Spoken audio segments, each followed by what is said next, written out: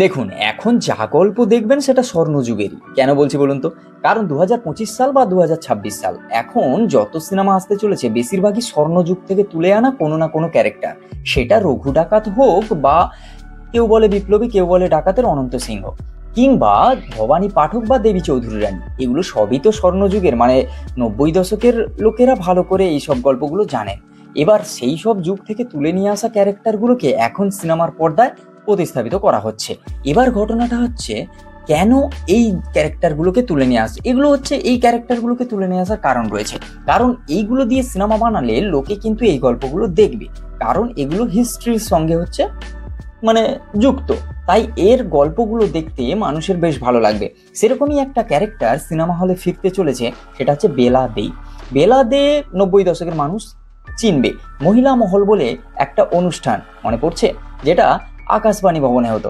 এবার আকাশবাণীতে তখন রেডিওতে মহিলা মহল একটা ভালো মানে হিট শো বলতে পারো সেখানে। আর হ্যাঁ, বেলাদের যে রান্নার বই, সেটা কিন্তু তখনকার মানুষের প্রত্যেক একটা কি বলা যায়, প্রত্যেক যে গৃহবধূ তার কাছে কিন্তু একটা অস্ত্র বলতে পারো।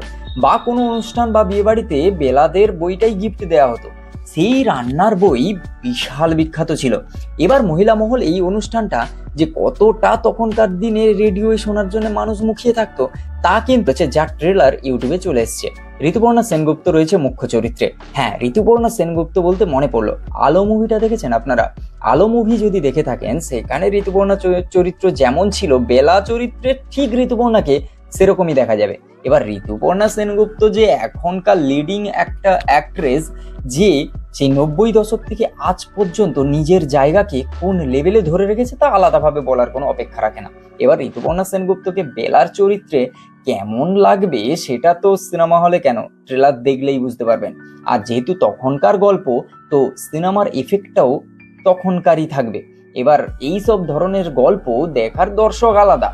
মাস কমার্শিয়ালের দর্শক হয়তো নাও দেখতে পারে, কিন্তু ভালো গল্প দেখতে চাইলে সেই তখনকার দিনে সেই মহিলা মহল, সেই রেডিওর যুগ, বা বীরেন্দ্র কৃষ্ণ ভদ্র, মানে তখনকার সময়ে যারা হচ্ছে আকাশবাণীতে কাজ করতেন, এবার সেই সব মানুষদের গল্প কিন্তু এর মধ্যে ইনক্লুডেড থাকবে। তো গল্প ভালো দেখতে গেলে অবশ্যই বেলা এই সিনেমাটা দেখতে পারেন, আমি বলবো ভালো লাগবে।